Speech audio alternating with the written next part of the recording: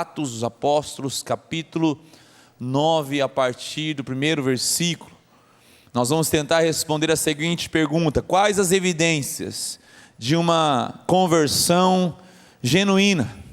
Quais as marcas de um homem e de uma mulher que realmente foram mudados pelo Senhor, foram impactados pelo Evangelho? Mas é fato que eu e você temos que entender o processo de conversão. Quando Deus alcança o coração de alguém, Ele nos converte para Ele mesmo.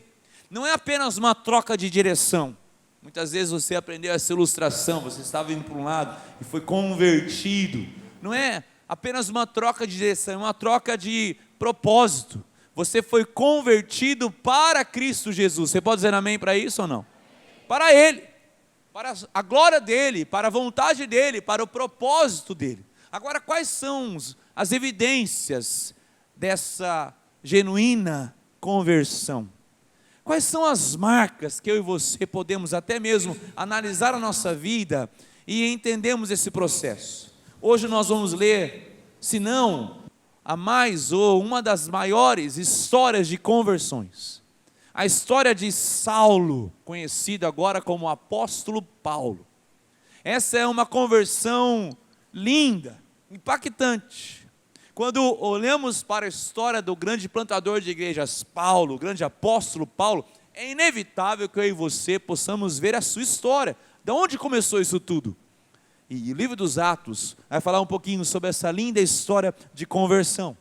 Atos capítulo 9, versículo 1 em diante. O texto diz: Saulo, respirando ainda ameaças e morte contra os discípulos do Senhor, dirigiu-se ao sumo sacerdote e lhe pediu cartas para as sinagogas de Damasco, a fim de que, caso achasse alguns que eram do caminho, tanto homens como mulheres, os levasse presos para Jerusalém. Enquanto seguia pelo caminho, ao aproximar-se de Damasco, subitamente uma luz do céu brilhou ao seu redor. Ele caiu por terra e ouviu uma voz que lhe dizia: Saulo, Saulo, por que você me persegue? Ele perguntou ao Senhor: quem é você? E a resposta foi: eu sou Jesus, a quem você persegue. Mas levante-se e entre na cidade, onde lhe dirão o que deve fazer. Os homens que viajavam com Saulo pararam emudecidos, ouvindo a voz, mas não vendo ninguém. Então Saulo se levantou do chão e, abrindo os olhos, nada podia ver. E guiando-o pela mão, levaram-no para Damasco. Esteve 3 dias sem ver, durante os quais nada comeu e nem bebeu. Quais são as evidências de uma conversão genuína? É fato que cada um aqui tem uma história de transformação diferente. Cada um aqui tem uma experiência diferente. Eu não quero que você entenda que todas as experiências precisam ser iguais, não. Eu quero que você compreenda que há sim similaridades nas nossas vidas. Assim como há essa convergência de experiências também com a vida e a transformação da vida de Saulo, hoje conhecido como apóstolo Paulo. Ele mesmo, falando desse passado, de como ele era violento, ele era um perseguidor da igreja. Saulo era esse fariseu, esse religioso, que perseguia aqueles que eram do caminho. Até então, os cristãos não eram conhecidos como cristãos, mas aqueles que seguiam um caminho, aqueles que seguiam um tal Nazareno, um tal Jesus, que se dizia ser o Messias. Para um fariseu que seguia estritamente a lei mosaica, ele achava isso um absurdo. Como que podem seguir um homem tão fraco, que foi condenado pelos religiosos, foi condenado pela lei, foi condenado pelos romanos e foi crucificado? Como seguir a Jesus? Então, o zelo que Paulo tinha ao seu Deus o permitia até mesmo aprisionar alguns cristãos. Você não precisa abrir a Bíblia, mas em Atos 26, a partir do versículo 9, olha o que Paulo diz de si mesmo. Preste atenção nessas palavras. Ele fala: na verdade, a mim me parecia que muitas coisas devia eu praticar contra o nome de Jesus, o Nazareno. E assim procedi em Jerusalém. Havendo eu recebido a autorização dos principais sacerdotes, encerrei muitos dos santos nas prisões, e contra eles dava o meu voto quando os matavam. Muitas vezes os castiguei por todas as sinagogas, obrigando-os até a blasfemar. E demasiadamente enfurecido contra eles mesmos, por cidades estranhas, eu os perseguia. Tal era o furor desse homem. Saulo estava enfurecido. Saulo pensava defender o seu Deus, pensava que tudo que ele fazia estava correto, mas o homem de quem esperávamos o pior, vem a ser um homem escolhido como instrumento nas mãos de Deus para fazer grandes coisas. Preste atenção, não há ninguém, nem homem nem mulher, distante o suficiente para que as mãos do nosso Deus não possam alcançá-lo, amém ou não? Não, vocês estão muito frio, é muito frio hoje. Tá, cadê essa igreja calorosa? Fala um amém bem forte aí, gente. Amém. Me ajuda aí. Vou repetir. Não há ninguém, nem homem nem mulher, que seja distante o suficiente para que as mãos de Deus não possam alcançá-lo, amém? Amém? Agora sim, vocês estão comigo. Aguenta aí a fome, fala estômago. Em nome de Jesus, aguenta firme aí. Tá bom? Não há ninguém, ou seja, Deus estava ao alcançar Saulo, pensando em mim e você também. A história de Saulo, ela aponta para a nossa história, para a nossa transformação. Ou seja, aquelas pessoas que, na verdade, olhavam para Saulo com desconfiança, quantas vezes não fizeram isso comigo e com você também? Você, não levanta a mão, mas você, como eu, já deve ter olhado para algumas pessoas e no fundo da sua consciência deve ter pensado, esse aí não tem salvação não, é ruim demais. Aquele homem lá, aquela mulher, olha...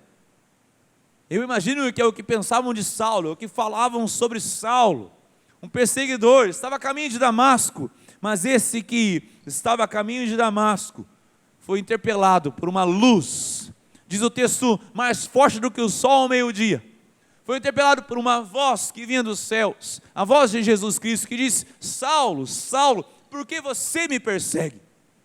É lindo esse ensinamento porque ninguém persegue a você ou a mim, em nome de Cristo. As pessoas perseguem a Deus, e nós vamos entender o desdobramento da transformação de Saulo nesse campo. Então, Saulo aqui passa por um processo de conversão, e o primeiro processo é uma colisão.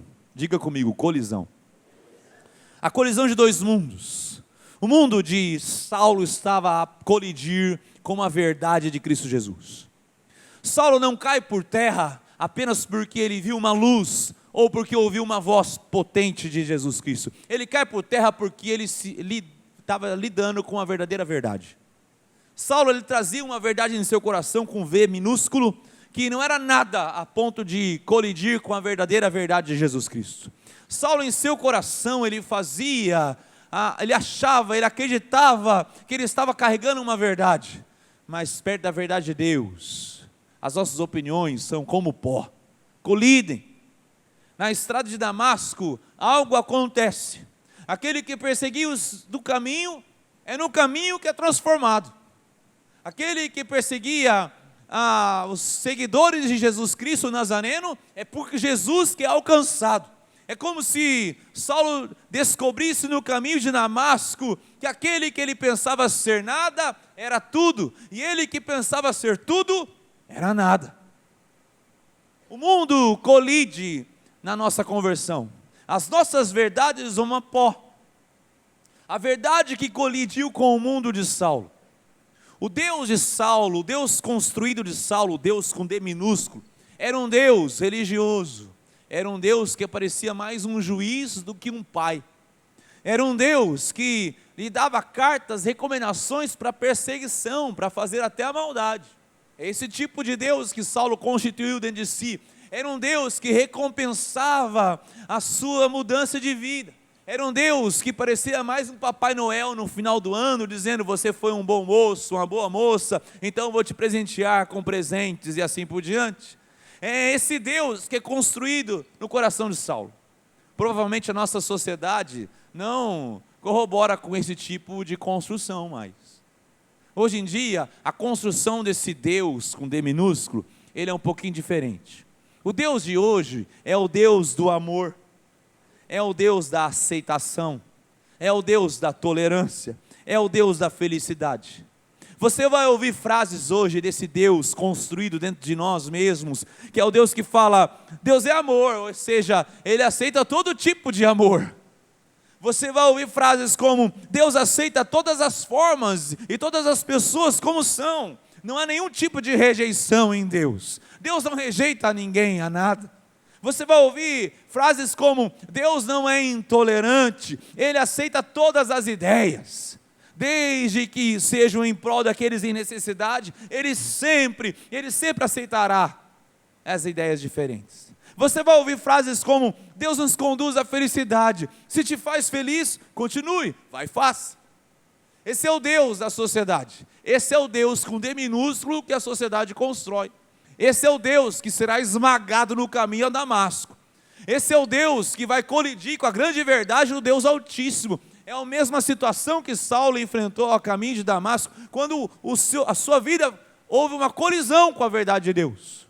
Todo o processo de conversão, há uma colisão esmagadora sobre os nossos sofismas, sobre aquilo que sustenta a nossa vida. É fato que eu e você temos uma construção religiosa. Muitos que estão aqui hoje não nasceram, por exemplo, num lar evangélico. E eu vou além. Muitos que estão aqui hoje nem mesmo nasceram dentro de uma igreja presbiteriana. Vamos fazer um exercício aqui? Quem nasceu num lar evangélico? Levanta a mão. Eu vou falar aqui um pouco menos, uns 40% da igreja. Vou uma pergunta além. Quem nasceu dentro de uma igreja presbiteriana? Aí deu 15%. Nós somos uma construção. Você aprendeu os aspectos sobre Deus. Alguns aspectos você aprendeu biblicamente. Outros você aprendeu de ouvir falar de outros, que é uma concepção às vezes equivocada desse Deus. Por exemplo, você ouvir que Deus é amor, mas não vai amar a tudo e a todos, parece para você estranho, porque se Ele é amor, Ele ama tudo ou ama todos. Ele ama todos, mas transforma todos, amém ou não? Essa concepção que eu e você fazemos, esse Deus construído dentro de nós, nada mais é do que uma projeção dos nossos anseios próprios. Saulo tinha um anseio dentro de si, de que esse Deus faria justiça, que acabaria com esses do caminho, e que ele levava cartas, recomendações do próprio Deus Altíssimo, para destruir isso tudo. Então, no caminho a Damasco, ele colide com a verdade do Evangelho. É isso que acontece com a minha e sua vida. Essa conversão passa por uma compreensão de que não possuímos o controle de Deus. Saulo, ele é impactado com isso. Ele começa a compreender que as suas verdades pequenas, finitas, não são nada diante da verdade maior, soberana e eterna de Deus. Por isso, ao se aproximar de Cristo Jesus, não venha com as suas verdades. Se submeta à verdade maior de Deus. Não venha com seus preconceitos sobre Deus. Tem pessoas que querem mudar a igreja e querem mudar o próprio Deus, se pudesse. Tem pessoas que parece que vêm com algumas anotações. Deus, se possível, eu estava vendo aqui, eu acho que o Senhor não caiu bem fazer isso. O Senhor podia mudar um pouco a sua estratégia. Se possível, tire isso, tire aquilo, como se esse Deus fosse uma construção, fosse um arquétipo do qual todo mundo aqui trouxesse algum anseio e nós construíssemos o nosso Deus. Isso se chama ídolo. O ídolo sim é uma construção de cada um de nós. É por isso que o ídolo é feito por mãos humanas. Muitos de nós achamos um horror falar que alguém se dobra diante de uma estátua feita de pedra, madeira ou gesso. Mas muitos de nós, infelizmente, estamos nos curvando diante desse Deus do qual nós construímos Ele. E nada mais é do que estarmos dentro do mesmo escopo da idolatria. Nossas verdades precisam ser colididas com a verdade suprema de Deus. Agora, outra característica do processo de conversão genuíno que eu vejo em Saulo, é que aquele que tinha tentado entrar em Damasco com essa fúria vingativa, ele o faz agora sendo guiado pelas mãos, impotente. Acontece essa escuridão reflexiva, essa escuridão da reflexão. Não pense você que não houve um objetivo para que Saulo ficasse 3 dias sem enxergar. Ele se deu à oração e se deu ao jejum. Não foi à toa que Deus fez esse processo em Saulo. Saulo precisava redefinir, reconfigurar sua compreensão de Deus e de si mesmo. E nada melhor do que um tempo de escuridão na vida de um homem e de uma mulher, para levar-nos à reflexão. A escuridão aqui então faz com que Saulo redefina a sua compreensão sobre Deus. Ele rejeitava a ideia de um Jesus que fosse Messias. Ele rejeitava a ideia de um Deus forte criar um filho fraco. Para Saulo, o Deus forte deveria criar um filho forte. Como que ele entendia a compreensão de um Deus todo-poderoso que pudesse criar um filho tão fraco que fosse para a cruz? Como que Saulo compreendia que o próprio Filho de Deus foi abandonado pelo Deus Pai numa cruz? Essa concepção de Cristo, de Messias, não se passava sobre a mente de Saulo. É por isso que ele precisava redefinir sua configuração, sua compreensão sobre Deus. Nesses dias de cegueira, de oração, de jejum, Paulo se internaliza. A mente de Paulo é trazida os textos que ele estudava. Ele era um fariseu, mestre da lei. Então ele começou a fazer conexões. Ele começou, quem sabe, a pensar nos textos do profeta Isaías. Ele começou a entender que Isaías falava sobre esse servo sofredor, o Messias sofredor. Então começou a fazer sentido para ele. Começou a ligar os pontos. Paulo começou a ligar o Velho Testamento com a história de Jesus Cristo. Ele começou a olhar para Jesus Cristo na cruz e começou a entender que se não fosse por um sacrifício, não teríamos vida. Ele começa a olhar o Velho Testamento e o sistema sacrificial do templo, e ele começa a entender em Cristo Jesus, e tudo lhe faz sentido. Ele começa a compreender que esse Deus era o Deus que estava ensinando a Abraão, quando pede para que Abraão entregue Isaque como sacrifício. É esse mesmo Deus Pai que entrega o seu filho na cruz. Ele começa a compreender Deus. Ele começa a compreender que Deus trabalha na sua fragilidade, na sua vulnerabilidade. Ele começa a entender um Deus forte que se fez fraco para nos fazer fortes. Você pode dizer amém para isso ou não? Esse é o Deus poderoso. Essa nova concepção. Pastor A.W. Pink certa vez escreveu: nenhum pecador jamais foi salvo por entregar seu coração a Deus. Não somos salvos por nossa entrega, somos salvos pelo que Deus entregou. Então Saulo começou a entender que não era a sua entrega à religiosidade, não era a sua entrega a essa vida debaixo de uma lei, mas era a entrega de Deus ao seu coração. Ele começou a entender que a iniciativa da salvação não partia do seu coração, mas partia do coração de Deus para a sua vida. Ele começou a entender e compreender que Deus o estava salvando. Ele começou a entender, dentro da sua escuridão, essa reflexão e compreensão do verdadeiro Deus. Mas não só isso. Saulo também precisava redefinir a si mesmo. Saulo precisava começar a compreender a si mesmo. Era uma conversão, uma mudança de vida, uma conversão para Deus. Saulo começou a fazer perguntas: de onde saiu essa raiva? O que me fez ser um perseguidor? O que me fez compreender as coisas erradas?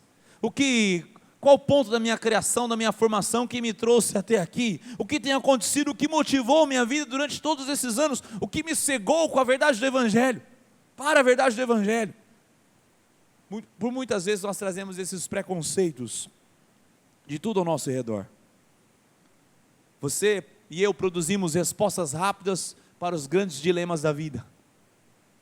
Nós estamos sendo treinados a dar respostas curtas para perguntas sérias e complexas. Nós sempre temos alguma palavra a ser dita. Hoje, qualquer um aí assiste um podcast e vira especialista na área que ele assistiu, né? Você fez um curso, não, eu assisti um podcast de fulano, já sai dando opinião, é uma beleza. Livro para quê? Estudar para quê? A gente vira especialista em tudo, né? A gente é especialista, assistiu ali uma entrevista, já está saindo dando sua opinião. Nós somos treinados a dar respostas rápidas. Somos treinados também a justificar, tudo a gente justifica. Facinho, é a era da justificativa. Você vê os mais jovens então, tudo não, mas é que aconteceu isso, mas é que tem aquilo. Justifica para, né, se livrar um pouco da culpa. Você já ouviu a maior justificativa de todos os tempos? É o temperamento. Aquela pessoa que é colérica. Tem colérico aí? Levanta a mão. Não precisa levantar não. Sanguíneo, né, que fala, mas dá bronca e tal, e fala mesmo, e às vezes até agride as pessoas, né, e ela fala assim, olha, você tem que aguentar porque eu sou colérico, eu sou sanguíneo, eu falo mesmo, tá? Você me aguenta, ou seja, é como se fosse uma licença para maltratar as pessoas, porque eu sou assim. Ei, e o melancólico? Parece que ele tem licença para não responder, para não tratar com atenção as pessoas, a tratar com indiferença, né? Ele fala assim, mas é que eu sou melancólico, então eu sou assim mesmo. Ei, o Evangelho muda as nossas vidas, muda o nosso temperamento.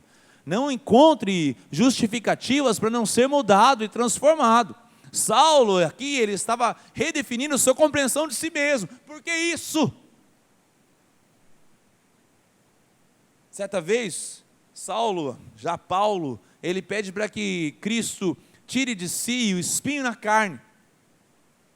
E ali, com a negativa de Deus, Deus fala, a minha graça te basta. Esse entendimento de que há sim feridas na nossa vida, há sim coisas que acontecem na nossa vida para mudar o nosso caráter. Preste atenção, mesmo Paulo ao escrever a Timóteo, ele fala sobre uma lista para escolher a liderança da igreja. Especificamente ali, os presbíteros, líderes, bispos, pastores, assim por diante. Sabe qual que é a lista? A lista não está dizendo assim, se ele fez isso, se ele construiu aquilo, se ele fez um ministério A, B ou C, tão grandioso, não. A lista fala de caráter. Fala, seja marido de uma mulher só. Saiba governar bem sua casa.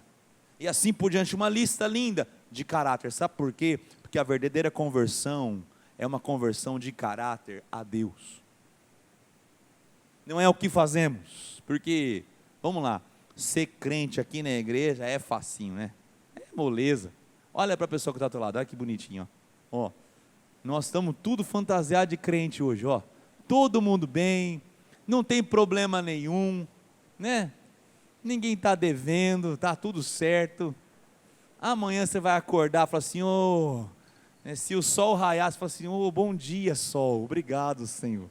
Você vai acordar de bom humor, hoje você não brigou com ninguém, né? Porque é domingo, você falou, não, hoje é dia do Senhor, eu vou, né, com os meus irmãos, estou na bênção, tem marido olhando para a esposa, falando, você contou para ele? Aqui é gostoso ser crente, aqui até que é mais fácil ser crente, o duro vai ser amanhã, nós vamos ser testados no nosso caráter amanhã, nós vamos ser testados na genuinidade da nossa transformação, da nossa conversão, é amanhã. Por isso que Deus desacelera Saulo. Sabe como que Deus desacelerou Saulo na escuridão? Você quer desacelerar durante o dia? Sabe o que você tem que fazer? Feche os olhos para você ver. Feche os olhos. A gente desacelera. Não é à toa que quando oramos, fechamos os olhos. Não é uma mágica, não é. Mas eu gosto muito de fechar os olhos na oração. Porque você se internaliza e fala com Deus. Quando oramos com os olhos abertos, a gente perde a atenção, perde o foco. Parece que Deus promove a Saulo total foco, foco total, atenção total naquilo que era mais importante. Muitas vezes precisamos aprender a desacelerar. Quando você vê uma pessoa que é cega, você vê que ela é desacelerada. Mais do que isso, você vê que ela vai depender de alguém para guiá-la.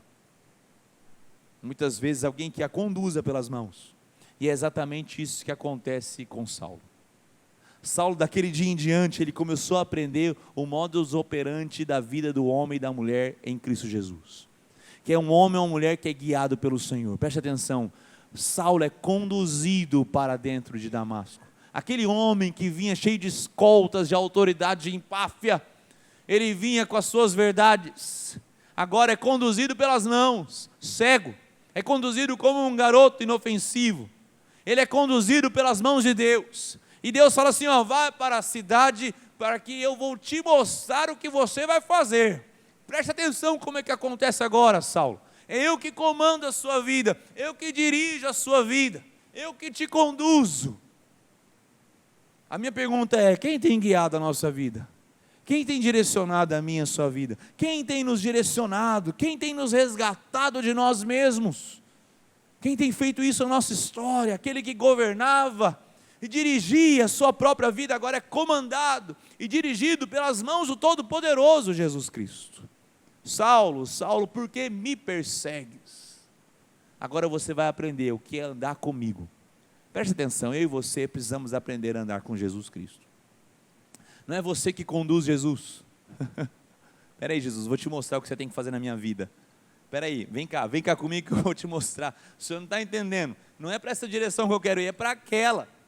Sabe aquele ungido do Senhor que eu estou orando? As solteiras aí. Então, não é aquele ali é mais bonitinho, entendeu? As pessoas conduzem Deus, como se Deus fosse uma marionete. Deus não é uma marionete da qual nós temos o poder sobre a vida dele, não. Deus é o guia da nossa história, é o Senhor da nossa vida, é aquele que nos leva, aquele que nos conduz, e a palavra do Senhor diz que sempre nos conduz em triunfo. Diz amém, por favor. Então a escuridão que fez a reflexão na vida de Saulo. E para terminar, eu quero chamar o pessoal do louvor aqui já. Terceira característica de uma conversão genuína, eu vejo que é a rendição total aos desígnios de Deus. É preciso se render totalmente. Não há áreas da sua vida que Deus não diga, sou o Senhor. Abraham Kuyper dizia isso. Não há 1 centímetro quadrado da existência de um ser humano do qual Deus não diga, é meu. Você pensa que existem áreas encobertas? Não. Tudo é de Deus. Tudo é, até aquelas áreas que só você sabe. Deus é soberano. Cada centímetro quadrado da sua existência, Ele fala, é meu. E aquele centímetro quadrado, Ele diz, é meu, pertence a mim. Essa rendição de Saulo foi totalmente, completamente. Mas olha só, olha que lindo. Por mais que a salvação seja uma experiência pessoal, ela nunca é individual. Preste atenção nisso aqui. Ela é pessoal, porque é você com Deus, mas nunca individual. O que eu quero dizer com isso? Que pessoalmente a vida de Saulo estava sendo mudada, quando ele estava ali 3 dias em oração e jejum.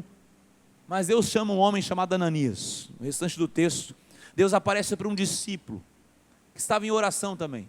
Ananias, ele tem também um processo de transformação. A primeira reação de Ananias é curiosa, porque Ananias fala assim, Deus, eu ir lá orar com Saulo? Peraí, não é bem assim. Será que o senhor não confundiu o nome? Não é Mauro? Não é outro nome? Não é possível que eu estou entendendo errado. Mas esse Saulo que o senhor pediu para mim orar, ele está perseguindo a igreja. Será que não é uma armadilha do inimigo? Imagina só, Ananias fazendo contraponto com Deus.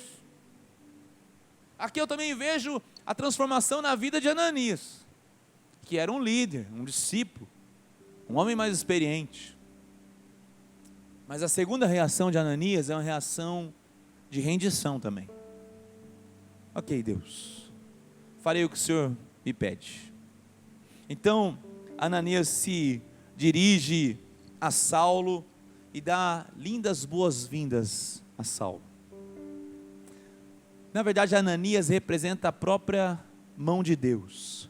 Ananias entra naquela casa, encontra Saulo impotente, cego, 3 dias sem comer, em oração, em profunda reflexão dentro de si mesmo.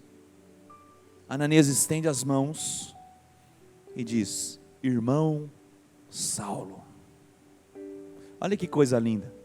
Ananias representa esse Deus que crê em nós mais do que nós cremos nele. Ananias representa esse Deus que nos abraça. A imposição de mãos, e não há nada mágico na imposição de mãos, mas existe uma autoridade, sim. Quando Ananias impõe as mãos sobre Saulo, é como se Deus estivesse falando assim: eu estou contigo. Às vezes a gente entende imposição de mãos como uma autoridade, e você é menos do que eu. Não, é Deus falando assim: você está comigo, eu estou contigo, eu estou do teu lado, irmão Saulo. Ananias, ele representa esse Deus que nos acolhe em meio à nossa transformação, em meio às nossas lutas internas, ele te acolhe. Saulo até então não tinha dado um fruto de arrependimento, nada apareceu na vida de Saulo que pudesse garantir que a sua vida tinha sido transformada. Mas Saulo, a partir dessa transformação pessoal, ele entendeu que outras pessoas precisavam passar pelo processo da sua conversão. O primeiro é Ananias.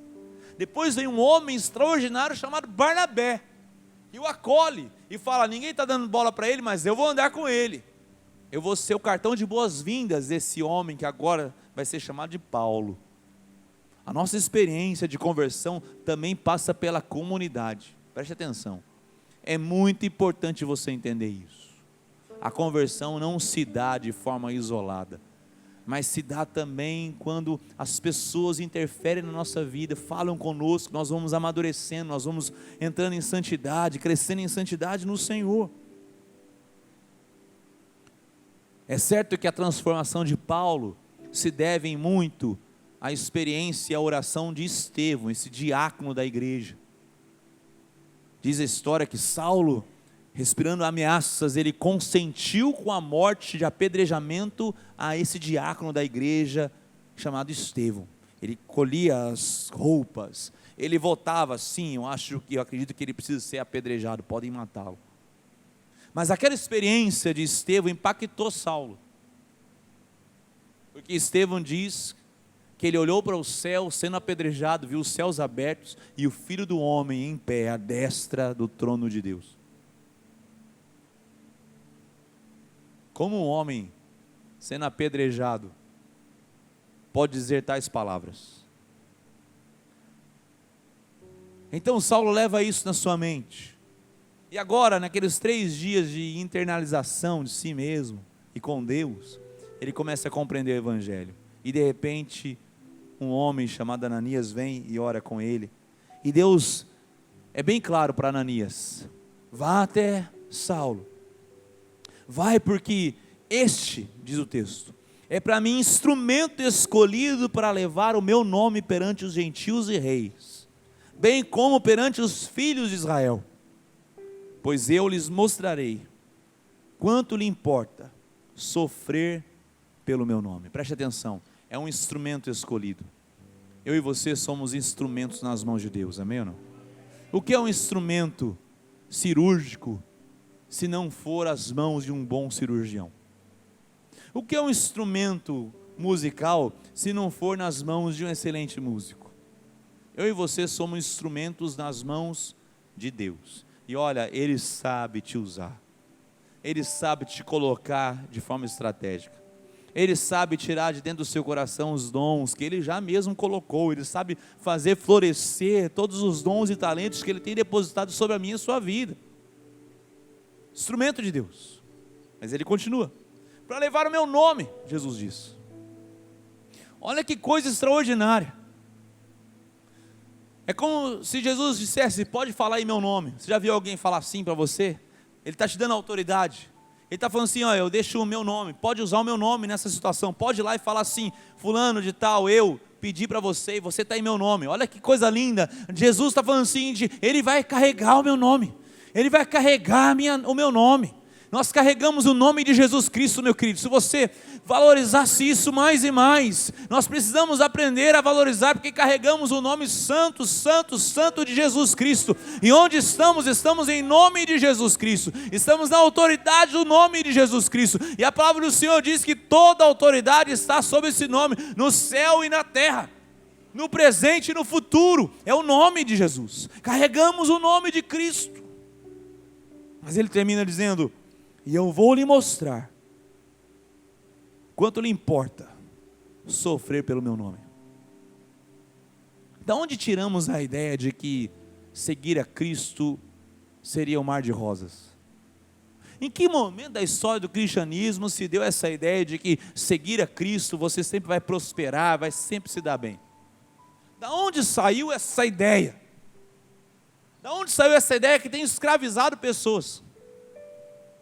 Na verdade existem inúmeras religiões, que eu vou chamar de seitas, baseadas nisso.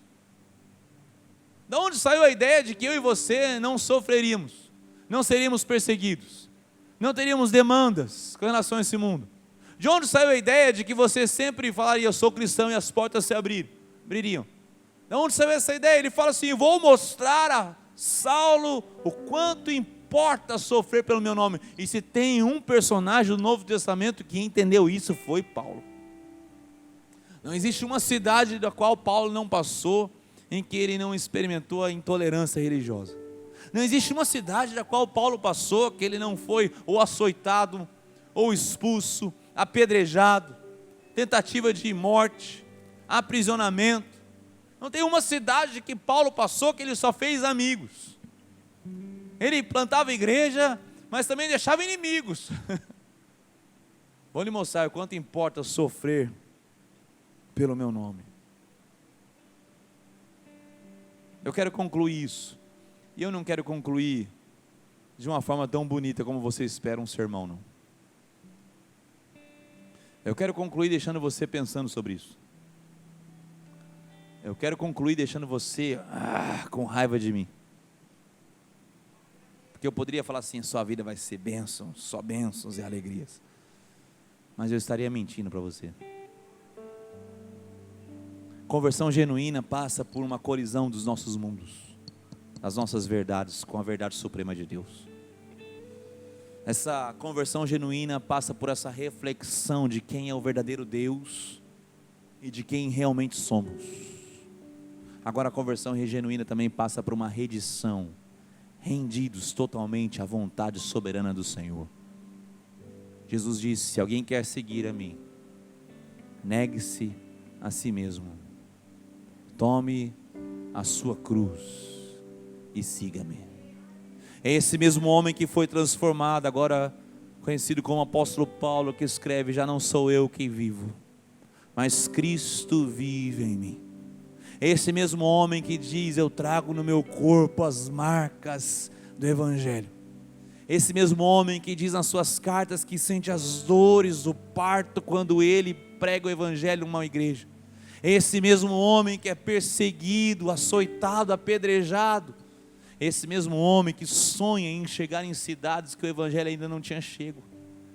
Esse mesmo homem que enfrenta um naufrágio ileso.